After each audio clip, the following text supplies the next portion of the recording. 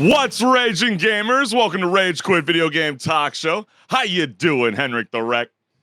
I'm doing good as always. How about yourself, Chris? Hey, I'm doing real good, man. It was a lot of fun over the weekend. We went to a heavy metal show. If anybody's a big fan, we saw Devil Wears Prada and Fit for a King and Counterparts and Landmarks. And man, that was quite the wild set at the House of Blues Anaheim, right? Absolutely, yeah. I had a ton of fun. I didn't think I was going to go in the mosh pit for every band, but I ended up actually going in for every band. So, well, especially with you, my man. I mean, it's still kind of hot in Southern California. You came in styling and profiling. You had the long pants on. You had the leather jacket. I mean, you were looking fly. And I'm like, damn, son, I came prepared with my Jerome Bettis, Steelers jersey on. I was ready to rage. But, man, it was a lot of fun. But we're not here to discuss that. But, we definitely had a good time while we were off air. But man, oh man, we always like to start off the show with the bang. Definitely checking out a lot of viral content that's been circulating all across the globe. And one Valorant player has took it to a whole new level by kind of switching things up a little bit. Obviously, we see people, try, with your controller, your handheld device. Some people like to play on their keyboard. Well, one guy took it up a notch, and I'm not even going to spoil it. You check it out for yourself. Destroyed. Scatter. Satchel out. Long. Great for me. My ult's ready. Omen on site, back site. My camera is destroyed. There's us. Go get him. One enemy remaining. Hey, Another. Yo, shit. Penis immortal. Penis immortal, bro. I mean, there's been a lot of people kind of debating whether is that still a mouse? Is that even accessible? Because he is using a drawing tablet, Henrik. yeah. I mean, That's all you got to say. on one end, it's like, okay, not only did you get dunked on, but you got dunked on by a guy using a drawing tablet. Not even a mouse. You see how high he was in his class rank when it came to Valorant, and he's using a drawing tablet. But everybody wanted to chime in on this viral clip. One person wrote, he uses it like a mouse with a pencil grip. The carpal tunnel gonna go crazy. Ain't that the truth? This isn't really that hard, especially on a game like Valorant. If it was Call of Duty or Apex or Fortnite, which are all faster paced, it would be 10 times more crazy. What? What if you were playing Fortnite build mode? I'd love to see that on the drawing tablet. Yeah, that'd be interesting. And then the guy goes, bro, this looks fun to try to play with, not gonna lie. So, I mean, hey, listen, some people like to switch things up a little bit. Anything for the social media clout. I mean, we've seen people, play the flute? Yeah. Now a drawing tablet. Who needs an iPhone 15 Pro? I've seen people do those there's that Donkey Kong game with the conga drums. Oh yeah, the bongos. I've seen people, play games with that and be like, I'm beating Dark Souls 3 with this. What's going on? I love the creativity. I think that's what makes gaming so special. And it's kind of weird because it feels like in the year 2023, Guitar Hero is really kind of come back in the spotlight when it comes to viral clips all over again. And we shared one last season where this guy was absolutely killing it. But now there's a new gentleman out there who did the Guitar Hero world record for a song called Constellation. It's 15 minutes long, Henrik. I mean, it's insane. It's got over 12,400 notes. And with over 850 hours of attempts, he finally got 100%. We will show you a sneak clip of that special moment because it is truly iconic.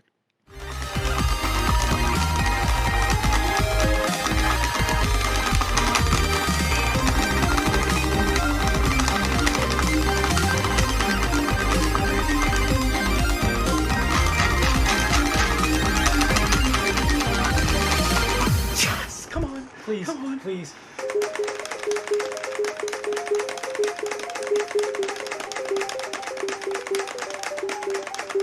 I'm fucking goated, bitches! Let's go, dude! Fucking go! I love how he says, he doesn't even say, I got it, bitches. He goes, I goated, bitches. I'm That is so goated. funny. Y'all I mean, suck. I'm the best. My fingers hurt when I look at that, and like I don't even know how he even processes that with his eyeballs. Like I mean, like I was Oh, going yeah, like really. rapid fire. I mean, it's clearly muscle memory after 850 hours of attempt on one song, and comments were active. You got one person that said, "You can't tell me these people can't see time slower like a hummingbird or some shit." Don't leave that man alone with your girl. Nah, if he comes in the same room as my girl, we are fighting.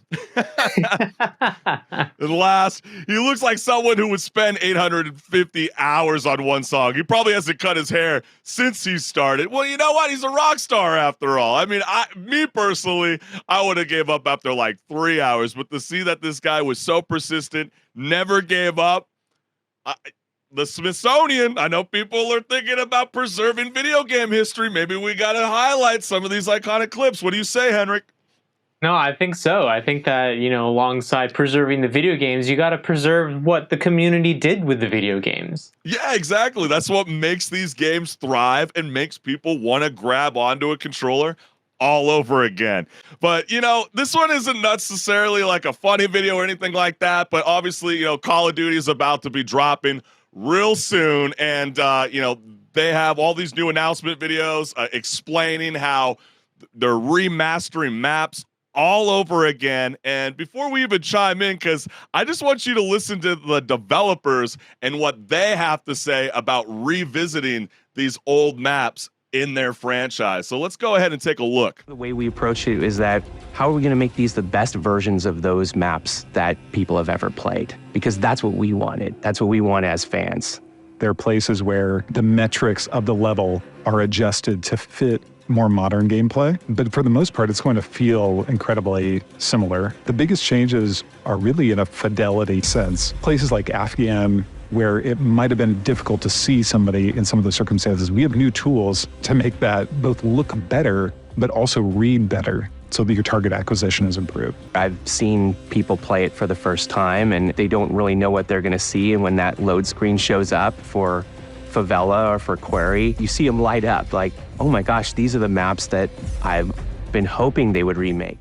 As you just heard with the developers, speaking on Call of Duty, it's amazing to think that they were hyped behind the scenes that, remastering maps is something that's going to be revisited. But when you read the comments, it's not quite spoken in the way that they feel. I mean, one person wrote, "Please keep Terminal out. We don't need that garbage back again.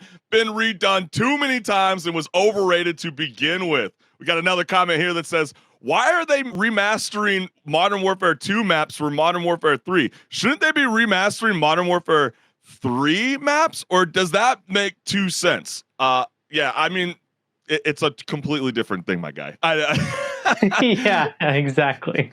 This is so damn lazy, man. Look at these sale pitches. Shaking my head. Hey, look, we recreated all this maps, just a bunch of copy and paste. Now give me your money and tell us you're out of ideas without actually telling us. Imagine having to remake maps every year because the game's shit. Is the game shit? I mean, I know the last one within like 48 hours, it made over $2 billion. Do you see that happening again with this newest installment, or will we actually kind of see a boycott of fans who will maybe necessarily support Warzone, but won't necessarily support a $70 plus game just to revisit old maps? Well, I think the thing about Call of Duty is it always does make money, so it might actually make that money again. It's just that, after maybe even a month, not even probably a month, people are playing it constantly, and then they're like, man, this game didn't change from the last one. All the complaints I have are still here. Yeah, I mean, especially if the game does come out and there's more remastered maps than new maps, I would flip out.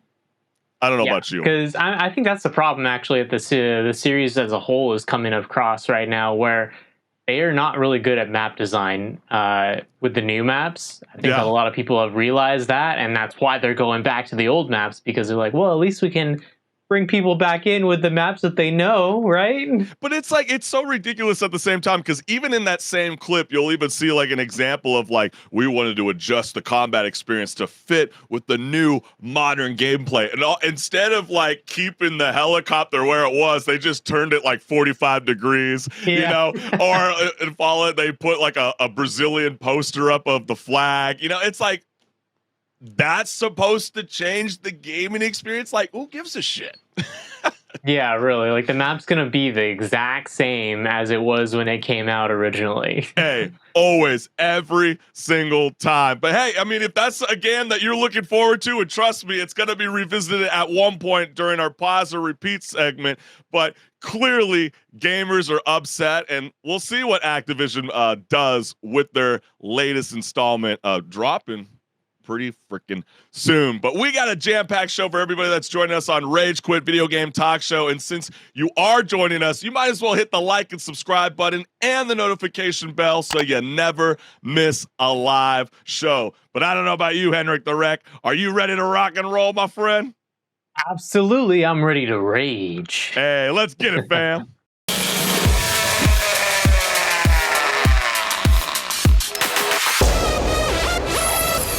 Hey everyone, this is Pause or Repeat. Here we figure out whether a game is really worth your time and money. Today's game is Armored Core 6 Fires of Rubicon.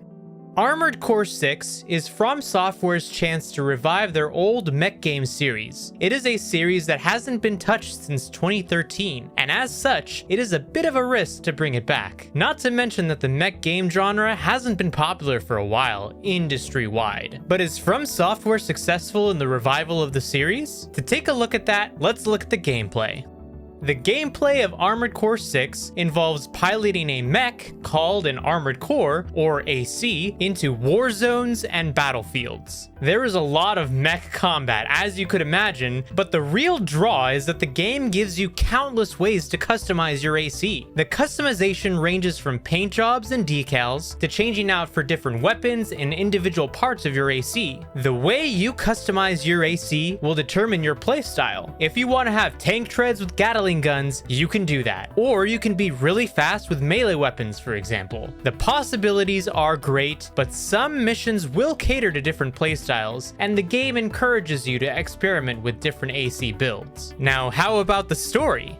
The story of Armored Core 6 is a little complicated. Your character is an augmented human taken out of stasis to pilot an AC and make a name for yourself on the planet Rubicon as an independent mercenary. You will receive work mostly from either the Balaam Group or the Arquebus Corporation, two corporations who have a foothold on Rubicon. The reason you are all there, however, is because of Coral, a mysterious energy source with seemingly limitless potential. The story starts a little slow, but begins to pick up after a couple of chapters. The game also has 3 separate endings to achieve, each with their own specific missions. Depending on how much difficulty the game's bosses give you, it could take you longer than other people. But now the question still stands. Pause or repeat?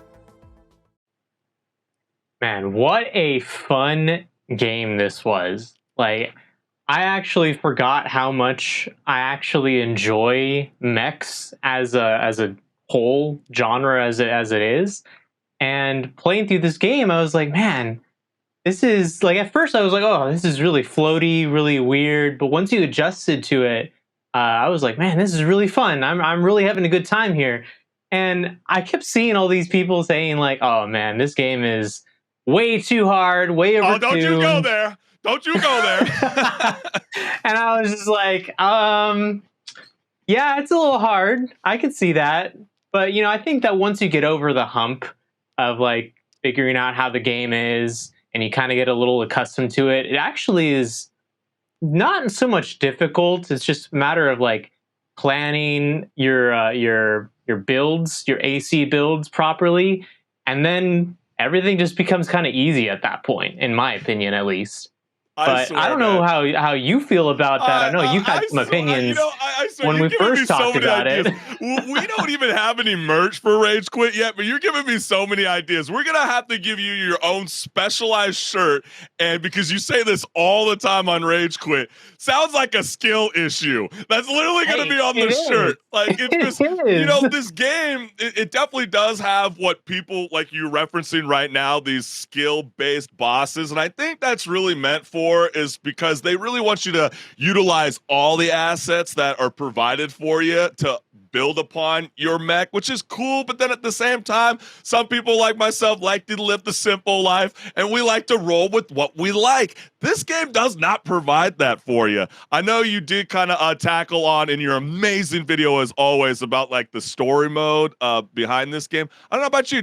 Were you vibing with it? Because I wasn't necessarily in favor of the whole idea about, like audio dialogues, these PowerPoint presentations for like combat briefings, and then, a little bit of combat chatter as you're playing the game. It kind of felt like something that an indie developer would do, not a AAA game, because like it worked for Days Gone because, you always wanted to kind of get that mysterious, like kind of vibes about like, where did those people go, during the whole zombie apocalypse. With this game, I don't know. I kind of wanted something more. Did you feel the same way as I felt? Well, here's the thing. I feel like I understand what you're saying because I too was kind of like, oh, okay, From Software is known for like the Elden Ring kind of style of storytelling, and this is a completely different approach to storytelling where it's just mission based, and you don't ever see anyone outside of their mechs. So you only ever see mechs or other vehicles essentially. And then you do have those, like you said, PowerPoint presentations. I think that what I'm seeing is that From Software, they're taking the chance of reviving this series. So they probably didn't give that much budget to actually reviving the series, enough to, put in good gameplay, a couple cutscenes here and there. But I think that they kind of wanted to gauge what people were feeling like about this genre again, whether they enjoyed it or not. And if they make a sequel, which they probably will based on the success of this, with the sales numbers and the hype and everything, I think they'll make a sequel and they'll put more budget into that one of like making cutscenes and everything. But I will say, even without any like fully fledged cutscenes like you're thinking, there are still some really cinematic moments in like boss fights and things like that where it's like, oh man, like this is, you feel like the scale of what's going on completely. Yeah, I mean, it's visually stunning. And don't get me wrong, I mean, controlling the mech is very easy to learn quickly, which I really liked a lot, and I think that's what's going to possibly entice gamers to want to kind of come in, but I don't feel like it's for everyone. I mean, myself personally, it wasn't really a game for me. I'm not necessarily high on it, but I know some, longtime hardcore fans are a little upset that there wasn't like a hard lock on systems because it kind of lowers the skill settings. I mean, did you feel that same vibe? Because I know you've been riding with Armored Core for a while, unlike myself. So I'm kind of like brand new to the franchise. And for myself, trying to be a new gamer, trying to feel this game out, it didn't necessarily stick with me. I mean, especially when you get like, they try to get into the multiplayer, route, right? You can go one-on-one with like certain people. I feel like they didn't even need to do that. I mean, that's kind of boring after like 2 hours. So that's kind of them giving a little bit more content because they already did that with some of the Souls-like games. Yeah. They were kind of like, let's, add some multiplayer in here as well. And it actually lets you kind of experiment with different AC builds as well. Because here's the thing. The game, once you unlock certain weapons and equipment, the game becomes a cakewalk. Like, yeah, you could literally run around with 2 shotguns and these big cannons, and every boss just dies like within a minute or two. So the game is really not that hard once you get to that point. It's really like all the way up until chapter 2. You say that, but then last month, and we even explored it, where people were struggling just on the first boss alone. Some people spent 4 hours. I mean, that would be something that would draw me out, but that's why I'm kind of like on the edge of a pause and a little bit leaning towards a repeat. And the only reason I'm saying a repeat is I love the idea with games where they have like the game plus or like the story plus, where like all those perks that you earned as you played during your first venture, that all comes with you if you want to replay the game. And that's what made the experience, in my personal opinion, more exciting. But then again, I don't know how else the gamers feel about it. So, well, I mean, you bring them New Game Plus, and there is a New Game Plus Plus as well. And that is why, for me, it was a definite repeat, because not only do you get to take everything from your first playthrough into your second and third playthrough, but you get more equipment unlocks in your second and third playthrough that are actually more interesting and more fun, more challenging encounters, and then also different bosses. And I mean, I did say, you know, the game does kind of become a cakewalk after like chapter 2 of the first playthrough. But that's only if you play with like the meta weapon selection. Like you can choose basically whatever you want at that point. And as long as you're good at the game, you can actually survive any encounter, because the game does want you to do certain things a certain way. And there was a couple missions where I was like, okay, I got to change out my mech, because otherwise I'm not going to have a good time with this one. Well, I think that's why they implemented the skill-based bosses, right? So you have to use all the assets. And I think at first, I don't think gamers really realized that. They just wanted to trash the game in the first 48 hours. But then when you see, even in your amazing video, you show it, there's like a long menu. There's so many different weapon choices that you can put on your mech. That's the cool part. So they don't want you like sleeping on one style. I mean, that's what would make the game lame on a level. Yeah, exactly. Like you really should be experimenting. And I've seen tons of builds out there that are even, you know, not just the meta, but are still really broken and busted, whether it be in the 1v1 or, you know, even in the story mode. So you can just have a lot of fun, but, you know, maybe like you said, it's not for everyone, because you got to think a little bit about what you're doing. Yeah, very true. And, you know, as much as I was kind of leaning, you know, pause and a little bit on repeat, I will give it a repeat. I definitely feel like, you know, when you play it the second time around with all your perks, you're definitely going to love this game. But on a final note, because I'm very curious, I want to know your opinion on this, because things are really ramping up when it comes to the year 2023. Like we talked about last week, some people are comparing it to 2007, one of the greatest years in video games. Will this game hold up as Game of the Year? I don't think it'll hold up as Game of the Year. It might be nominated, but I don't think it's going to win, considering there's plenty of other titles as well that came out this year. Hogwarts Legacy. Yeah, I think those are still the top two right now. Yeah, even like Zelda, for example, like that was probably more accessible to people, and that in itself is going to make it have more attention than this one. Aside from, you know, the attention that this one got, where people were just raging against the game. Yeah, exactly. But hey, you guys heard from us. We're both on the same agreement. I don't know why we keep doing this. But it is definitely a repeat. But hey, join the comments. Join us live. We definitely want to know you guys' thoughts. But stick around, because we got so much more left here on Rage Quit Video Game Talk Show. So you ready to rock and roll? You ready to do this thing, Henrik? Absolutely. Let's rage for the next topics. Let's get it, baby.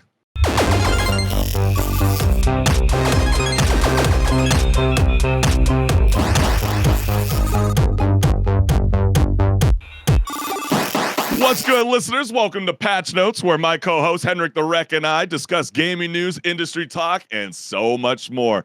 Let's get it. The previous month was packed with big games, with Baldur's Gate 3, Armored Core 6, and the regular Madden NFL annual update.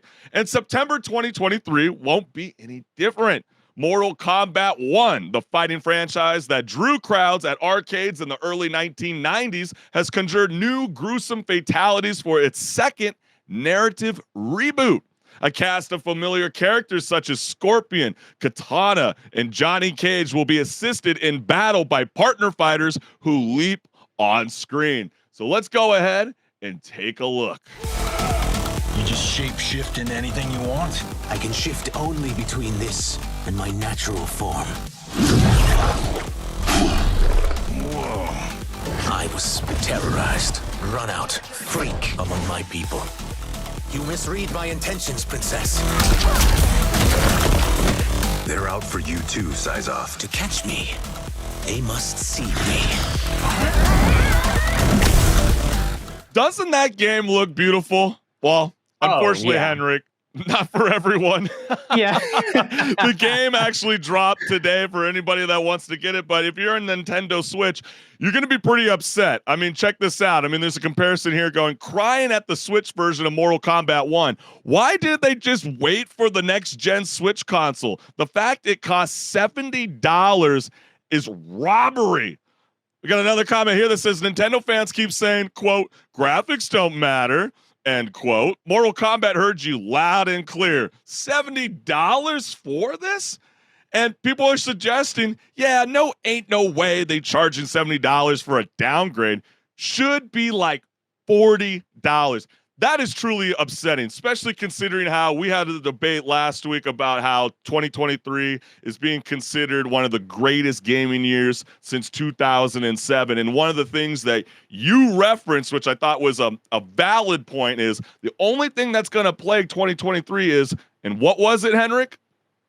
The games that are coming out, especially AAA experiences that either don't work or are super buggy and maybe never get fixed. Exactly. And to see that this consistently happens over and over and over again. And Ed Boon, this isn't a terrible excuse. Like, I mean, I'm hearing no PR press. I'm hearing nothing. I mean, the fact that they even allowed this to even go out, and I know that everybody's excited. They want to rush things, and, you know, you lose money on the quarter, you know, value of the financial report. But come on, man. I mean, this is such a ill service for the gamers that are so excited for this franchise. They could have handled it so much better. They could have either said, okay, you know what? We're going to charge a little bit less than $70 for the Switch because we know it's bad.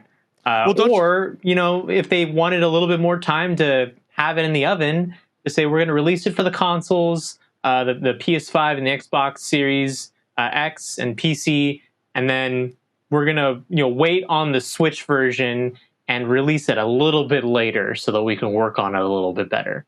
Yeah, exactly. I mean, this kind of stuff just infuriates me so much. And like, you want to give like leeway to like certain indie developers, but this is not an indie developer. These are AAA developers that are just, you know, funneling the system. And you got people that got pre-orders on this game, and it's such an ill service. And to see that happen, you almost want to cater them and appease the gamers by just giving them a free DLC pack. I mean, that is just, it's totally unacceptable. But hey, listen, I know Mortal Kombat 1's being celebrated on other consoles, and you can get it today on PC, the Nintendo Switch. What I would kind of say, hall pass and say no on that one. Don't get it on the Switch unless it's on sale. Yeah, unless it's on sale. PlayStation 5 and the Xbox Series XS. So if that game's for you, hey, let us know, fam. But hey, there's another great game that's coming out. It's called Lies of P. And this is not Disney's Pinocchio. In a retelling set in the Bella Polk era, a puppet with one mechanical arm wields, you know, multiple different weapons against giant monsters in his way. Success will require the meticulous combat timing of the punishing Souls-like genre, which includes Dark Souls and Elden Ring.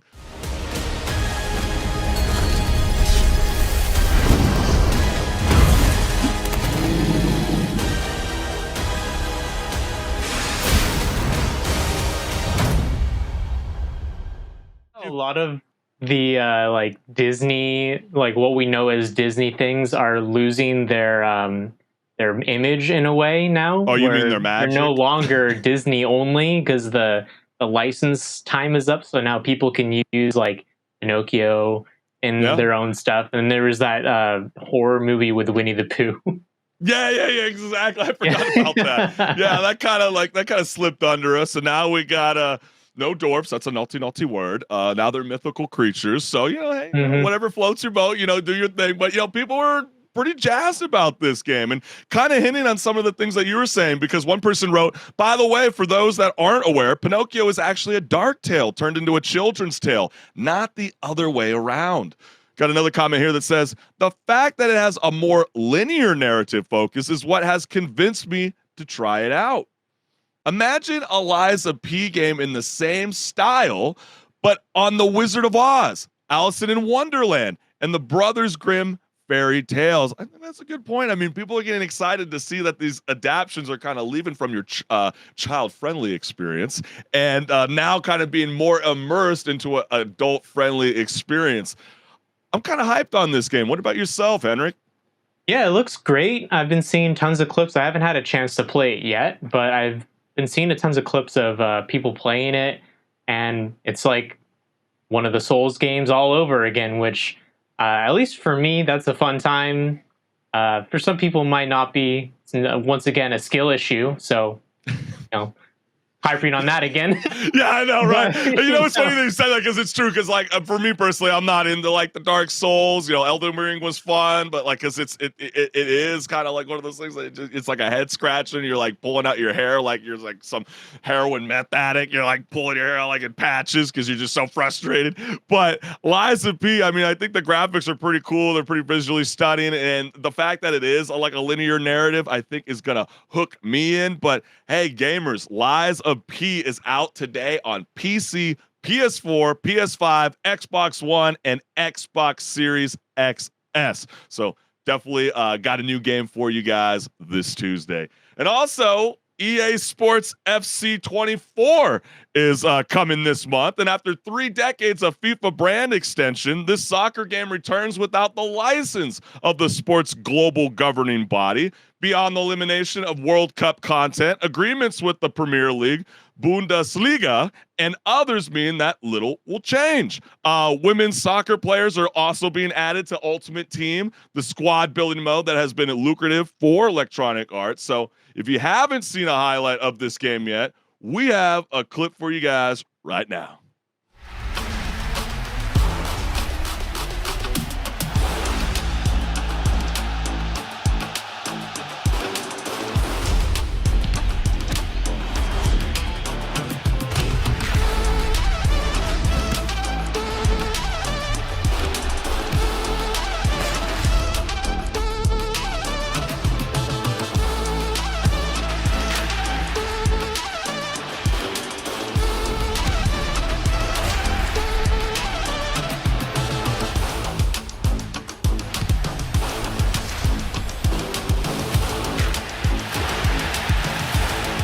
The game looks pretty cool. I'm not going to lie. I think one of the things that I thought was really cool is that they actually are allowing women's soccer players to be added in the Ultimate Team, which again is the squad building mode. Because one of the more frustrating things for me, Henrik, was, playing FIFA 2023. I thought it was so stupid that women's soccer team can't go up against men's soccer teams. Hopefully, EA Sports FC 24 figures that out, because that's so dumb. I mean, why not? Yeah, I mean, it's one thing if there's like regulations against that in real life, but it's a video game. Come on. Yeah, right. I mean, especially if you're going to mash everybody together as like co-ed, like why not make that happen? But, people were especially active when it came to these comments towards this video game. And someone said, anyone that buys this game every single year should be ashamed of themselves. This is the same complaints that people have about EA Sports and the Madden world. You got another comment here that says, EA never disappoints to disappoint you.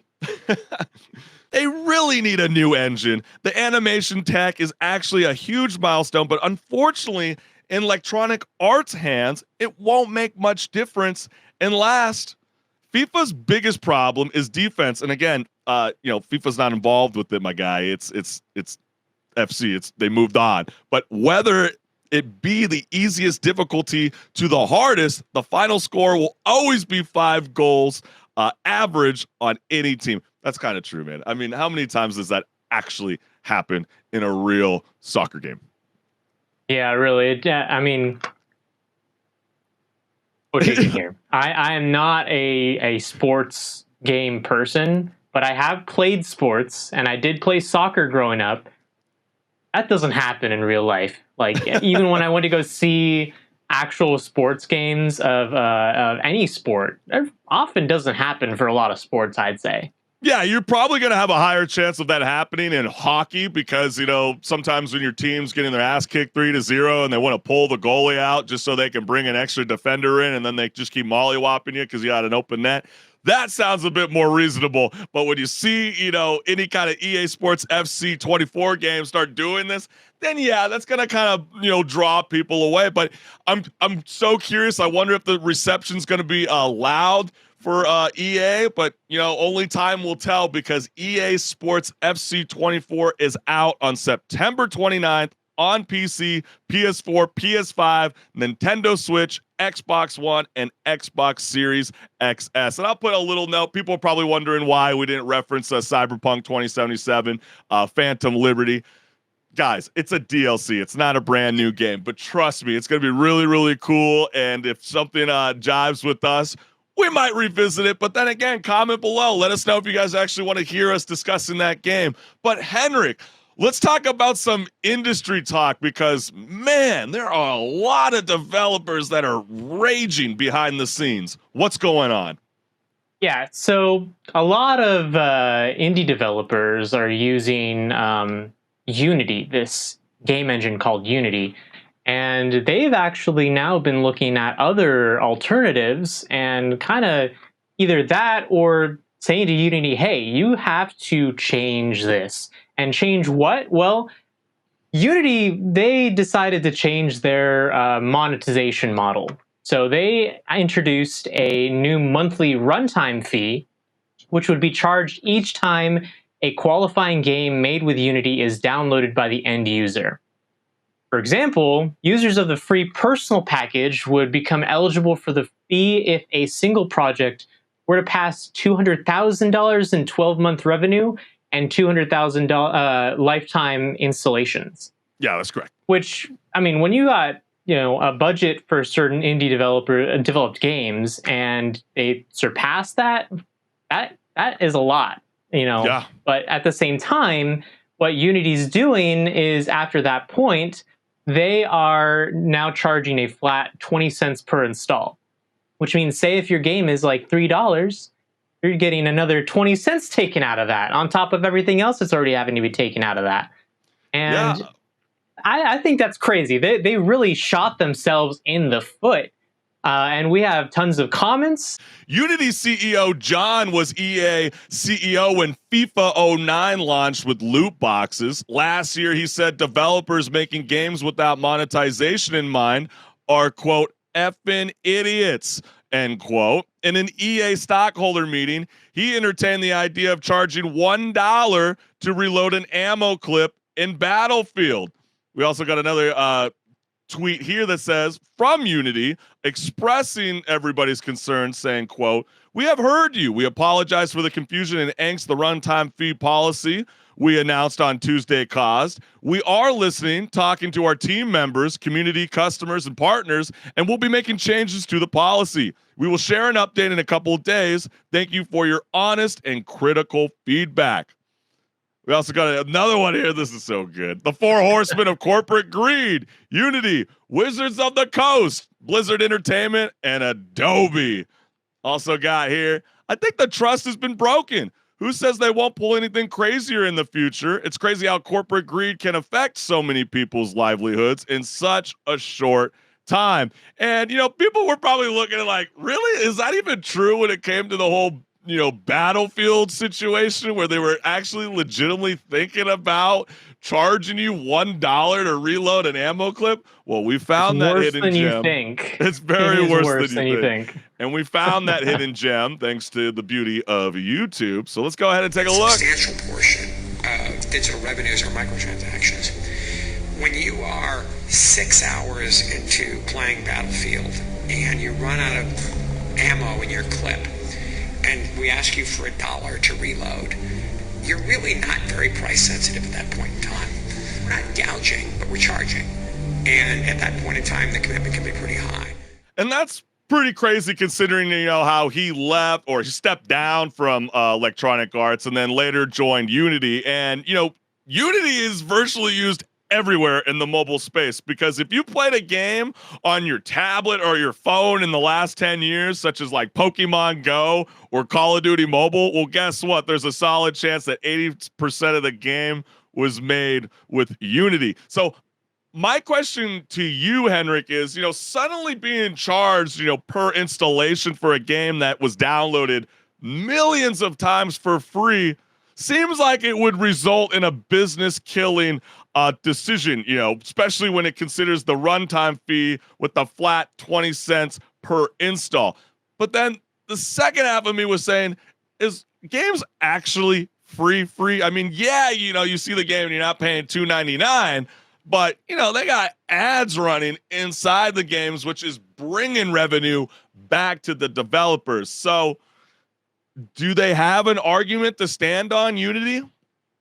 I think that after the community backlash, they really need to change it. And it does seem like they want to maybe tweak things, but at the same time, they're saying we're working on it, meaning they're not trying to just fully reverse the changes that they decided to implement, which means at the end of the day, they want to monetize this. They want to monetize Unity. And I'm sure it's because you have big players like Activision Blizzard using Unity for Call of Duty Mobile and Nintendo using it for Pokemon Go. But at the same time, those companies, they have so much money. They could easily, actually have this fee put on them, even if it's retroactive, which it looks like it is. But when you have a developer who's a single developer, or maybe a team of like 3 developers working on a game, and it's retroactive on top of that, they've already, got their money from their platforms, and they've already been able to, distribute that to their team.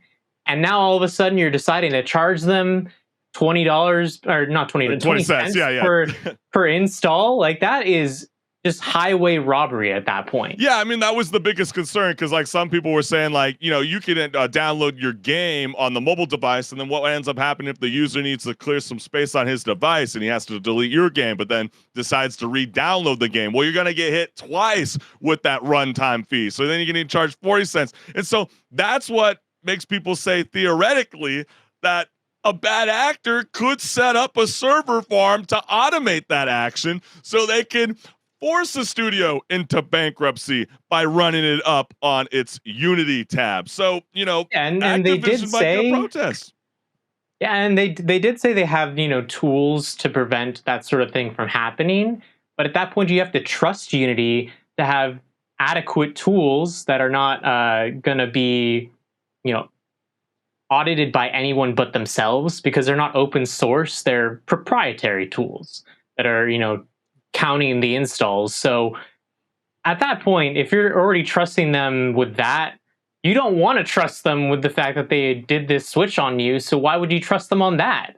Why would you trust them to say, okay, the installs you got this month were 10,000 when you only had 8,000 people actually buy the game?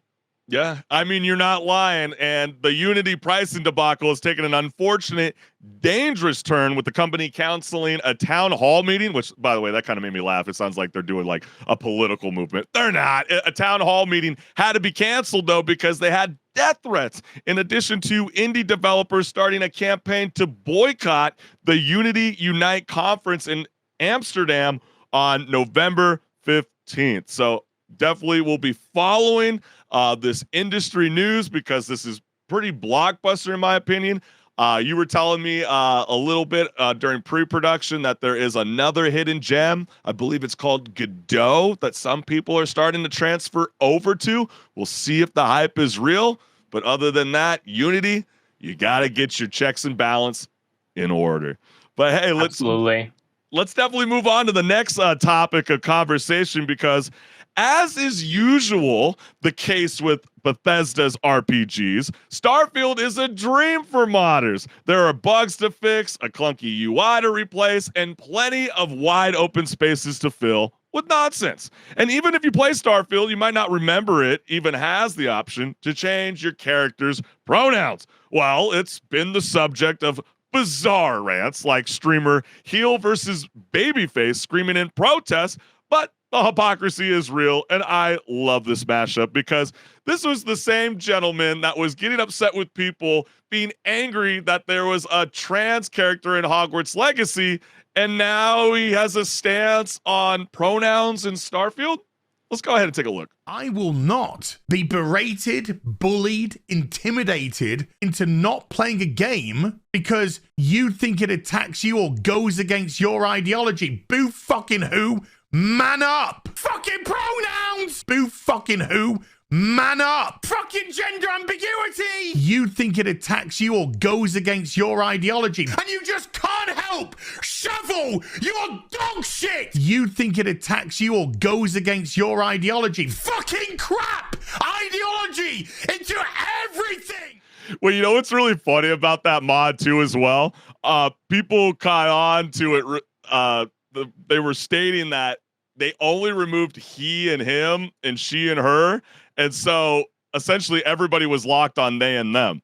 So that was a little bit hilarious too. But Nexus Mods confirmed that it had deleted the mod by saying, quote, in an email told to 404 Media that not the police of what people can and cannot mod into or out of their games, but, quote, hosting this mod was not for us and it is certainly within our rights not to host content on our platform.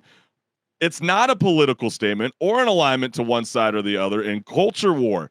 We stand for diversity and inclusion in our community, and the removal of diversity while appealing to many does not promote a positive modding experience. Well, man, it was pretty split to this decision, man. One person wrote the entire argument of, quote, why do you even care? Scared of a little pronouns, end quote, completely falls apart when it is so obviously important to your side that you need to impede access to a mod that would remove the political flag that it is. The full statement is, quote, it's not a political statement or an alignment to one side or the other in culture war. We stand for the diversity and inclusion in our community, and the removal of diversity while appealing to many does not promote a positive modding community, end quote. By the way, this is 100% taking a stance. Sounds like a new replacement for Nexus Mods is in order, already in the works. Okay, being upset about pronouns being a non-intrusive option in a video game is definitely sad and silly, but so is banning a mod like that. Good grief. Why remove pronouns, though? Like, you just choose the ones you want and it never comes up again, and these people so fragile that even the idea of the choice triggers them. Whatever, but banning the mod is absolutely absurd.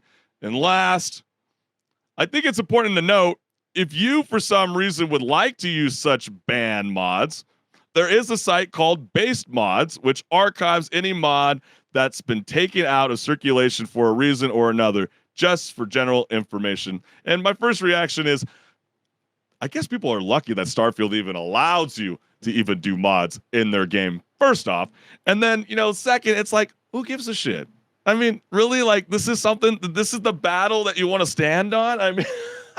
Are we not gonna, complain about how the game is, broken in one way or the other, and instead we're complaining about pronouns in the game? Yeah, exactly. I mean, most of the time they refer you as like an explorer or traveler. I mean, they're never once like referencing you by a he or she. And do people not understand that, like, that's just the culture that in society that we live in today in 2023? This is supposed to be, again, a futuristic game. So like the idea that like pronouns like randomly go away like 10 or 20 years from now, I don't see that happening. So the fact that like people are like so truly triggered over this, it's hysterical.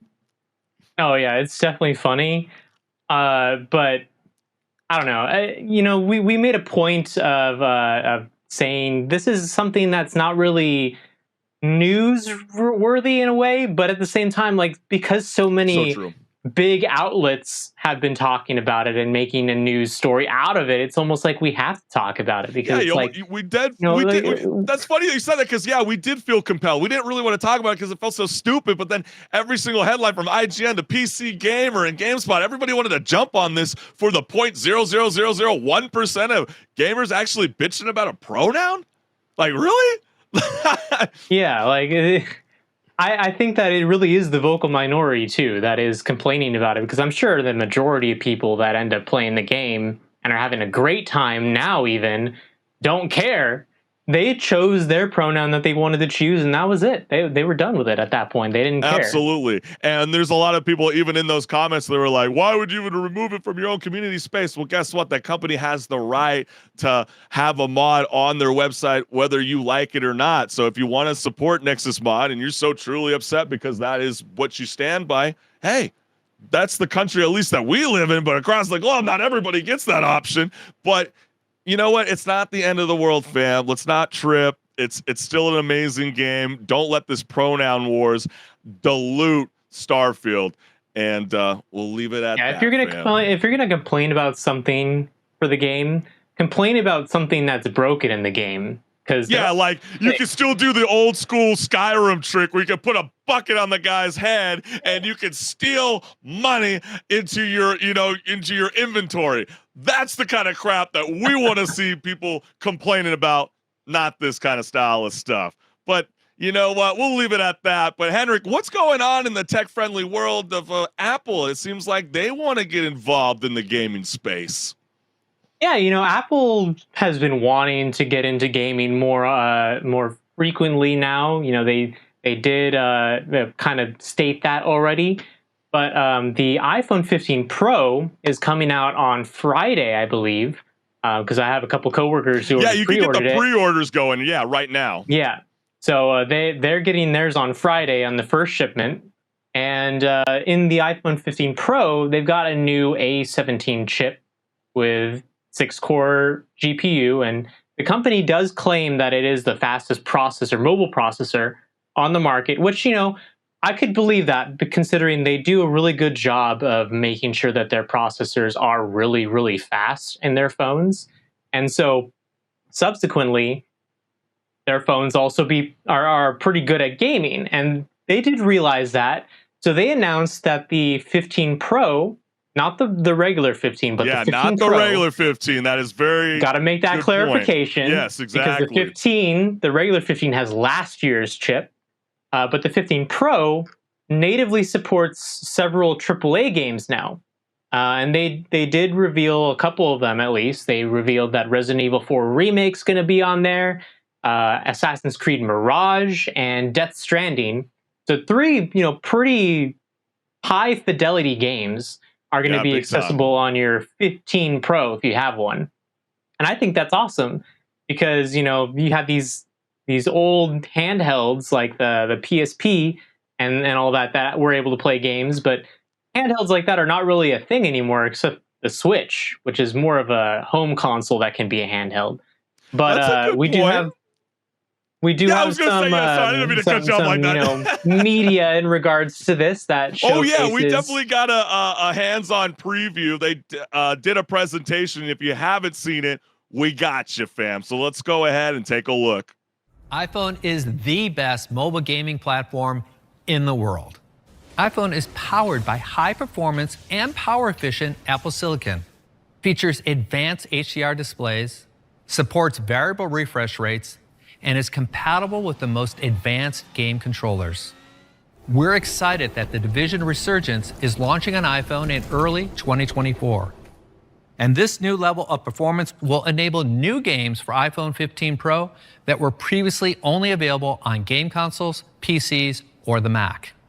Like Capcom's Resident Evil Village and the remake of Resident Evil 4, both launching later this year. And Ubisoft will bring Mirage, the latest installment of the Assassin's Creed franchise, to iPhone 15 Pro in early 2024. So yeah, it looks kind of cool. I forgot how big the phone is, but probably going to be about what 8 inches. But people are definitely compelled to say something about this matter. So let's go ahead and show the comments. First one we got here is the battery would drain pretty quick. Not if it's plugged in, but that's kind of a great comment right there, considering how iPhone and Apple are currently in court about to settle for battery gate because the iPhone 6 and 7 were actually getting drained when they updated to the iOS 10. And we even have reports that even the iPhone 14 is currently facing that issue. So what makes, the iPhone 15 Pro not have similar issues? We also got a comment here that says Apple is hard lying. Another comment here that says, while running those games on a mobile device is impressive, credits to where credits are due. I don't think only running them on 30 frames per second is going to make it the best gaming platform. Perhaps iPhone will become the best mobile platform for games in the future. Technically impressive, but I can't think of a worse way to play games. Tiny screens using touch screen. It's a disservice to these games to play them on an iPhone, ruins the experience, worrying too much about whether they can and not thinking about whether they should. Sure, it can play on an iPhone, which is definitely impressive, but a PS5 is half the price and twice the quality. And some games will have ray tracing. If you don't know what that means, when you look at the puddle on the ground, wow, I can see the reflection of myself. And I found this hidden gem. Henrik, and this one's for you, my man, because, you know, unfortunately, you still like to ride with the Android. Send me a pic, lol. What the F? That's Grand Theft Auto. No, it's just looks bad because I have an Android. Ah, word, you thick. So that's for you, my friend. But you know what? I mean, people raise great concerns when it comes to the iPhone 15 Pro. And Henrik, like, what makes Apple compelled to say that they're leading the charge for mobile gaming when the MacBook has never come close to becoming the dominant form for PC gaming? So, like, why is Apple so ambitious to jump directly to the phone? I have a feeling about what's going on, but I'm curious on what you think. Well, I think that when you look at the market share of the mobile space versus the market share of the PC space, Windows computers dominate the PC space in terms of just market share as a whole. When it comes to phones, though, it's a little bit more evened out. I mean, Android still does dominate compared to iPhone and iOS devices, but they have definitely a lot of people that have iPhones, and if they get the iPhone 15 Pro, no, hey, all of a sudden you can play some AAA games. So it's just like another added feature to kind of sell people on gaming on their platforms. I'd be interested to see what they do with the next iPads, though, because if they're saying that the iPhone can, you know, play these games, I'm sure that the next iPads that come out with these new processors will also be able to play the games, and those have bigger screens, because that's the thing. I don't want to play a game like that on my phone. Yeah. I use my phone for texting people, calling, and maybe just browsing social media. And that's why it's fine for me to have an Android, because it can do that. No problem. Bear with me on this one, Henrik. That concern is going to be addressed right now from your boy Chris Collins, because I was thinking about this, and I'm thinking, why would they start linking up with AAA studios to bring these amazing video games to your mobile device? And think of it like this. I'm a Sony guy. I love my PlayStation. But did you know, Henrik, that you can't get the cloud gaming service of PlayStation Premium on a MacBook? It's not compatible, okay? Microsoft, with the Xbox Cloud, pass, the gaming pass. That's Apple's arch enemy, right? You follow where I'm going with this? Yeah. What I'm thinking is what's going to happen in the next few years is they are going to turn the iPhone into essentially a backbone controller where they're going to set up their own cloud gaming service, because if you follow what Netflix has been doing, remember we talked about it last season about how they have their own app that you can download right now where you can get ready to play AAA games through your phone. I believe Apple is going to set up their own cloud gaming service, and this is their first step to turn your mobile phone into a video game controller, and that will steer people away from wanting to pursue Amazon Luna, Xbox, Gaming Pass, or even go with Sony's PlayStation Premium. That's where I feel Apple is heading in that direction. What do you think? Am I? No, I could definitely see that. I could definitely see them going in that direction, because there definitely is a future in cloud gaming once the infrastructure of the country and the world in general gets a little bit better. There's going to be a lot more cloud gaming services out there, whether it be from the big giants like Microsoft and Amazon. We never thought NVIDIA GeForce was going to ever start their own streaming service. They're a computer manufacturing company. That was blockbuster. So I think Apple is like seeing this and going, dude, what the hell are we doing? Like everybody's in the streaming war. Remember we all started complaining about, we got to cut the cable. We got to cut the cable. Now we're all panicking because now streaming services has allowed this to now be like, we're going to charge you individually for multiple little tiny packages. And this is just another way where the people are going to go, I'm team Apple. I'm team Microsoft.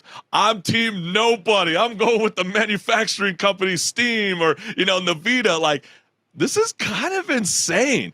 But that's then going to be again, the problem, though. That's going to be the problem is exclusives on each cloud platform. Because, maybe there might not be a game that you want to play on Apple's cloud service, but it's on Microsoft's. But it's not on Sony's.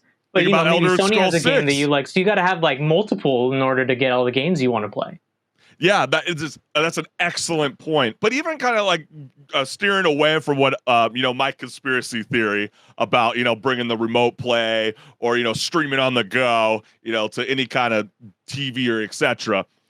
Going back to the iPhone 15 Pro, should we be concerned about overheating, battery life, dropping frame rates and specs when it comes to AAA games on the mobile device? Because like I referenced, battery gates going on right now. Settlement's about to happen real soon. And a lot of the times they tell you, even with the MacBook, you're not supposed to leave the charging cable in at all times. Wouldn't this entice gamers to want to link it in because the battery life's going to die really fast trying to play Assassin's Creed Mirage? Yeah, and that's the thing, too, because, when a device is just being used extensively, it does heat up. But it heats up even more so when it's plugged in and charging, because not only you're feeding energy, which, electricity does generate heat, you're feeding that to the battery, but the battery's also using it at the same time. So you have two sources of heat, essentially. And that's going to be really the downfall of this sort of gaming, where, the battery life is going to be a phone battery life. So you're going to need a plug-in at some point. So maybe you're only going to be able to play Resident Evil 4 Remake for like an hour or so before you got to plug in. Yeah. We'll have to see. We'll have to see what the battery life's like. They'll definitely develop it over time. But you know what? If you're high on this and you want to get your iPhone 15 Pro, hey, go for it, fam. Myself, I'd be pursuing the PS5 or an Xbox for half the price and just let everybody do it. Because it's always that joke, man. Especially when you get the iOS, the new upgrade, or even Windows, they go, hey, do you want to upgrade on day one? Oh my gosh, I learned it. Oh man. When you're in the tech world like this, like you learn, never upgrade anything on day one. Never. Because then the minute you do that, you got to wait for the patch note to help fix the dilemma that maybe your device just went kapoop on. So definitely insane. I'd say if you want to have a mobile device just specifically for mobile gaming, the Steam Deck's on sale up to 20% off right now. Great choice. That's a good point. That is very, very true. But hey, let's go in and talk about our last topic for today's show. And the Air Force wants you to play video games in the name of national security. The Air Force is helping host an esports tournament designed to help service members better prepare for complex combat situations. The Air Force is partnering with Mitri, a nonprofit national security company, for the launch of a tournament Mitri believes will help the service, quote, better understand mission logistics, choices, and prioritization while under attack, end quote, according to a report from military.com. Mitri has opened up registration to play the game Drone Guardians, which will require teams of participants to defend a deployed airfield from enemy attacks while still maintaining the ability to launch aircraft missions. And so we have the poster here for anybody that wants to sign up. But you know what I thought was kind of crazy? And before I even say it, cash prizes of $1,000 will be awarded to the daily winners, and door prizes will be given throughout each day. Participants 18 years old or older can register for free as individuals or teams at Mitri.org. And I think the only weird part about this is, though, Henrik, is that I scoured the whole internet trying to find Drone Guardians. I can't find any gameplay. what is this game? So like, you're just gonna like sign up and then are they just hoping that these people are good? Like I didn't go as far deep in the Google document to sign up about like what they're looking for and how they can figure out whether you even, because come on, man. I mean, we know adults even our age that still don't even know how to even simply control the R3, joystick. It's like, dude, fix the camera. Where are you looking at? You're looking at the ground. Put it up. So like, I think people kind of need to know what the style of gameplay is. How are we going to practice for this tournament? Like, come on. Exactly. You're just going to like show up to one of these facilities and then all of a sudden they're like, yeah, we'll give you a little keychain and on your way. But, people were commenting about this Air Force turning to video games for national security. And one person wrote, wow, that's what it is to them, a game. We have had video games for decades in the military. This is not new. It's called simulation. And that's true. I mean, Nintendo was one of the first people to link up with the military here in the United States back in 1993. We also have another comment here that says, why not have them watch every Top Gun movie about 100 times like we all did, and we all can fly these planes? So you're saying I could put preparing for military combat on my resume now because I'm a Call of Duty expert? Fantastic. And I don't think that's what the future Air Force were anticipating, but that's what some people feel is compelled.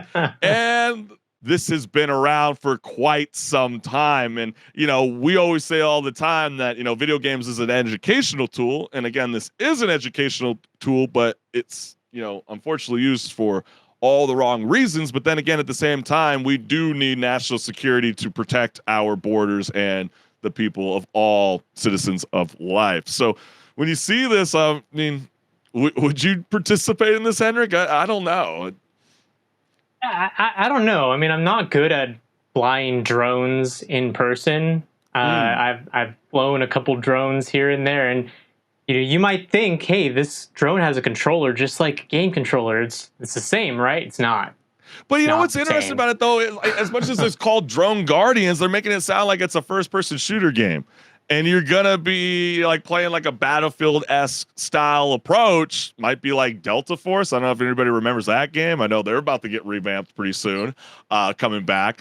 But they were saying that you need to worry about being on the ground, but then you also have to maintain the ability to launch an aircraft mission at the same time. So I'd love to see this get further developed. I wish there was more that we could say about this, but if you are interested and if this is something that is sparks your interest, well, go to Mitri.org to sign up, and you could be one of the first people to play Drone Guardians. But man, maybe you're like a god gamer. You can go in, get a almost free $1,000. Might as well, right? Hey, shoot! I mean, $1,000 pretty sweet, but then at the end of the day, they might be recruiting you at the same time, so you might not want to look like this guy. Hey, but you know what? This has been such a jam-packed show for everybody that's been joining us here live on Rage Quit Video Game Talk Show. And you, the gamers, this show wouldn't be possible without you guys. So thank you, thank you, thank you. And while you made it all the way to the end of the show, you might as well hit the like and subscribe button and the notification bell so you never miss a live show. And Henrik the Wreck, where can they check out your content on social media? So I post on TikTok, YouTube, Instagram, and Twitter. And there I post just short little clips every Friday of either a game to play or an indie game that needs a little bit more attention because it looks awesome. This week is another game to play, so stay tuned for that. Oh, man, they are, like I said, you got to go to Henrik the Wreck's YouTube channel. You got to hit that notification bell because when it drops, you do not want to miss it. There is a lot of great early development games, and Henrik, you've been all over it. It's been popping off TikTok and YouTube. I'm just so ecstatic for you, my man, because there is such lackadaisical work when it comes to the media of gaming news, and you are refreshing, my friend, and it's so cool. And for anybody that wants to check out any kind of exclusive interviews, music talk, gaming, want to read some blogs, check out the chriscollinsshow.com. I got plenty of content there for everyone. And for now, Henrik the Wreck and I, we will see you next week, fam. Stay safe, do your thing, play a lot of video games, and we'll see you next Tuesday. Peace. We'll rage again next week. Rage, baby. Woo!